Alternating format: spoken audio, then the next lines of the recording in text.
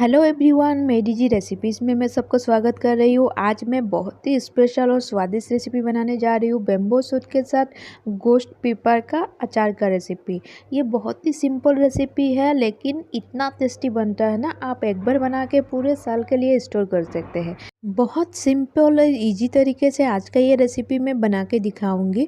सबसे पहले bamboo shoot का छिलका निकाल लेंगे। ये रेसिपी जितना इजी तरीके से बनाऊंगी बहुत ही टेस्टी बनेगा, लेकिन ये बिना धूप में सुखाए अचार कैसे बनाया जाता है उसी का ही रेसिपी है। तो वीडियो को बिल्कुल भी स्किप मत कीजिएगा, कंटिन्यू देखते रहिए बेम्बो शूट का अचार का रेसिपी कैसे बनाते हैं। हमारे भाषा में बेम्बो शूट को उसई बोला जाता है, तो उसई का अचार का रेसिपी आज मैं शेयर करने जा रही हूँ। बेम्बो शूट के छिलका निकालने के बाद हम बेम्बो शूट को बहुत बारीकी से कूटेंगे, इसलिए मैं कतार के जरिए बेम्बो शूट को कूट रही हूँ। मेरे रेसिपी पसंद आए तो वीडियो को लाइक शेयर ज़रूर कीजिएगा, और आज का ये सुंदर और सिंपल रेसिपी के लिए एक लाइक तो बनता है।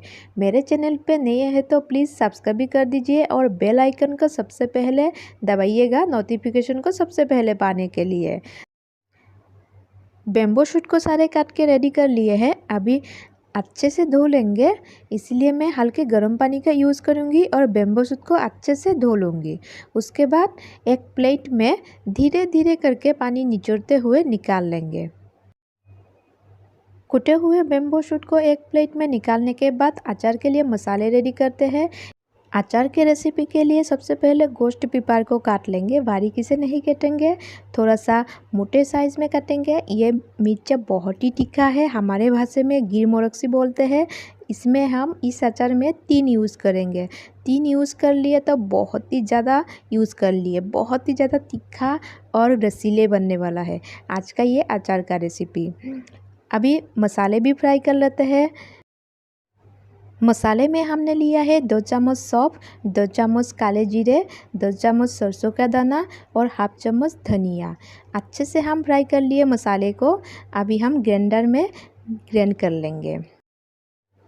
मसाले को कढ़ाई से निकालने के बाद सेम कढ़ाई में इसमें कुटे हुए बेम्बो शूट ऐड कर देंगे।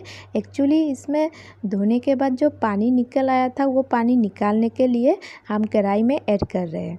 एक्चुअली धूप में नहीं सुखाएंगे इस अचार के लिए स्पेशल, इसलिए हम इसका जो एक्स्ट्रा पानी है वो निकालने के लिए कोशिश कर रहे हैं। मसाले को हम ग्राइंड करने के लिए मिक्सर जार में डाल दिए, अभी ग्राइंड कर लिए हैं। पानी सूख गया है बेम्बो शूट से। अभी अचार बनाने के लिए बिल्कुल रेडी है बेम्बो शूट। कुछ इस तरीके से आप लोग अगर अचार बनाएंगे तो बिना धूप में सुखाए आप लोगों का अचार टेस्टी बनेगा और ख़राब भी नहीं होगा, इसलिए वीडियो को बिल्कुल भी स्किप मत कीजिएगा। कढ़ाई में तेल ऐड कर देते हैं। तेल थोड़ा सा ज़्यादा ऐड कर देंगे, एक्चुअली तेल गर्म होने से थोड़ा सा निकाल के रखना पड़ेगा तेल को अचार में ऊपर से ऐड करने के लिए। अभी बेम्बो शूट को इसमें ऐड कर देते हैं गरम तेल में। उसके बाद हल्का चलाते हुए बेम्बो शूट को फ्राई कर लेंगे। गैस का फ्लेम में मीडियम रखी हूँ। बेम्बो शूट को हल्का फ्राई करने के बाद इसमें मिर्चा भी ऐड कर देंगे। गोश्त पीपर को ऐड करने के बाद अच्छे से मिक्स करते हुए बेम्बो शूट के साथ गोश्त पीपर को फ्राई कर लेंगे। इस रेसिपी के लिए बेम्बो शूट और गोश्त पीपर को अच्छे से फ्राई करना बहुत ही ज़रूरी है। गैस का फ्लेम में अभी लो कर दी हूँ और कंटिन्यू चलाते हुए मैं अचार का ये रेसिपी बना रही हूँ। उम्मीद करती हूँ आप लोगों को पसंद आए और पहली बार ही आप लोग परफेक्ट बना पाए ये रेसिपी। इसी उम्मीद में आज का ये रेसिपी आप लोगों के लिए डेडिकेट कर रही हूँ। इसी टाइम पे हमें मसाले भी ऐड कर देना है। मसाले को जो ग्राइंड करके रखे थे वो भी ऐड कर दिए और कंटिन्यू चलाते हुए गोश्त चिली और बेम्बो शूट के साथ मसाले को अच्छे से मिक्स कर रहे हैं। इसी तरीके से नया नया रेसिपी का अपडेट पाने के लिए मेरे चैनल को प्लीज़ सब्सक्राइब कर दीजिएगा। और बेम्बो शूट का अचार के रेसिपी आप लोग घर में पहली बार बनाने के लिए वीडियो को बिल्कुल भी स्किप मत कीजिएगा, कंटिन्यू देखते रहिए। अभी इसी टाइम पे हम विनीगर ऐड कर देंगे। 1 टीस्पून विनीगर इसमें ऐड कर देंगे।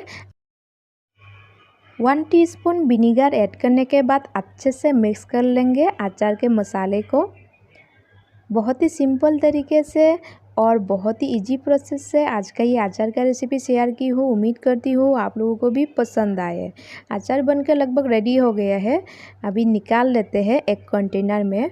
मैं हमेशा कांच का बॉयम यूज़ करती हूँ अचार के लिए, क्योंकि कांच का अगर बर्तन में यूज़ करेंगे तो अचार जल्दी से ख़राब नहीं होता है।